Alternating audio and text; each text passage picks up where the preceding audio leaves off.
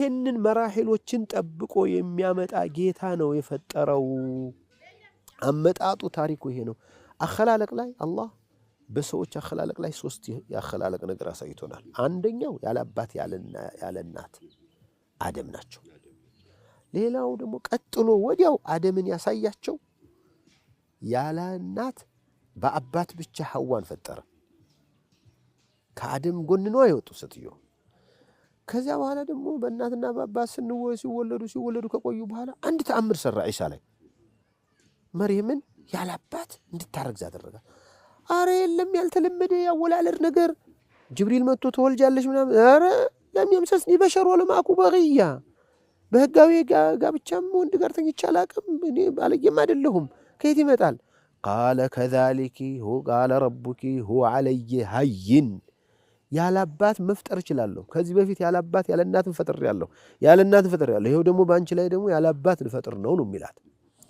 ሶስቱ ያፈጣጠር አይነቶችን መነሻ አድርጎ ነው የሰው ልጅ የሚመጣው። ሸይኽና አልፋዲል ከነዚህ ከሶስቱ የአፈጣጠር ስልቶች ውጪ ዓለም ላይ አራተኛ አፈጣጠር ስልት ምንምም የለም። ኮፒ የሚባል ውሸት እኮ ነው። እስቲ የሚገርመው ግን በዓለማችን መጥቀዋል የሚባሉ ሰዎች ራሳቸውንም ይዘው የሰው ልጆች ጅማሯቸው ዝንጀሮ ነው ብለዋል። አንድ እብድ ነበረ ዝም ብሎ የሆነ ነገር ሲመራመር ያበደ ዳርዊን ይባል ነበር። እኛ ጋር ችግሩ መመዘኛችን ስለማይታወቅ ፈላስፋ ነው አሉት። እብድ እኮ ነው። ብዙ እብዶች እኮ አዋቂ ተብለው በዚህ ዓለማችን እኮ ብዙ ተወርቶላቸዋል። እነ ፊርዓውን አለም ንረቢከ ፊና ወሊደ ወለቢስተ ፊና ሚን ዑሙሪከ ከኔ በላይ ጌታ አለው ፊርዓውን ሲል እኮ ዝም አሉት ሰዎቹ። ይሄ ዳርዊን የሚባለው ሰውዬ ከዝንጀሮ መልክ ነው የመጣ ነው። ከዝንጀሮ ሰዎች ዝንጀሮ ሆነው ነበር በሆነ ጊዜ ሲባል ሰማ። አይ እነሱ ናቸው ዋናችን። አንዱ አለ እንዴው እሱ ከዝንጀሮ የመጣ ይሆን እንዲያሉ እና እኔ ነገርኩት ኢብኑ አባስ ወደ ዝንጀሮነት ተቀየሩ የሚባሉት በነቢያቶች ዘመን አምፀው አላህ ወደ ዝንጀሮና ወደ ከርከሮ ቀየራቸው የተባሉት ከ3 ቀን በላይ አልቆዩም ይባላል አልኩት። እንግዲህ አላቅም አለ እንጂ ሰውየው ወደ እናቱ ዝንጀሮ ነበረች።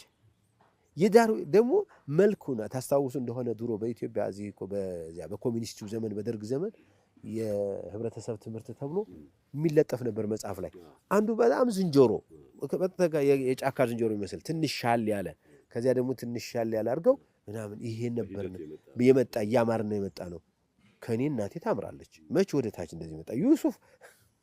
ዩሱፍ አጅመለ الناس ሙሐመድ ሰለላሁ ዐለይሂ ወሰለም አጅመለ الخلق ምን መርየም እነዚህ ወደ ታች እየወረደ ነው የመጣ የሚለው ነገር የዘካ